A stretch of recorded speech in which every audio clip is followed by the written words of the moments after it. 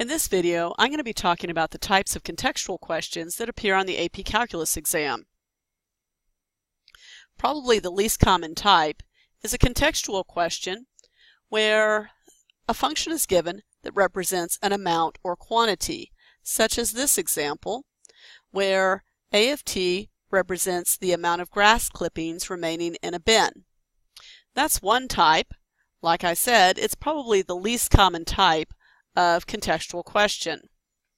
Another type is a contextual question where you're given a rate.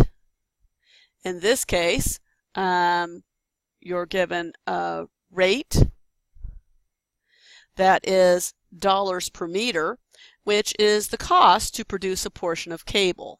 So notice the rate units here are kind of a giveaway that you're working off of a rate. Another variation on that is a type of contextual question where you're given two rates, one of which is an input rate. And so in this example, we have the rate at which people are entering an amusement park, and then we also have an output rate, and this is the rate at which people are leaving the park. And they give you a hint that these are rates because both of these are measured in people per hour. So one of the big things I want to suggest is that as you're reading the problem, you look for units because that will give you an idea as to which type of problem you're working with. Another variation on this, where you have an input and output rate, is a situation where one of those rates is variable and the other one is constant.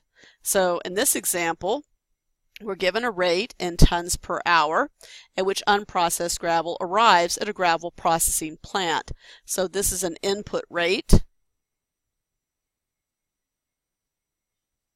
And then the plant is processing the gravel at a constant rate of 100 tons per hour. So this would be your output rate. And notice it's a constant, it's not a variable rate. So that's another type of rate problem that you might encounter. Some other variations that you might see, well, you might be given a situation where the rate, notice this is meters per second, is given in the form of a graph. So that's another possibility. Still another type of problem that you might see is where the rate information is given in the form of a table. There are a lot of variations, but notice how often students are given a rate and then they're going to be doing things with the rate in order to answer some questions. It's nice to know, though, what types of problems you'll encounter. I would encourage you to look at released AP questions so that you start getting an idea of the variety of types of questions that might be asked. Thanks for listening, and as always, enjoy calculus.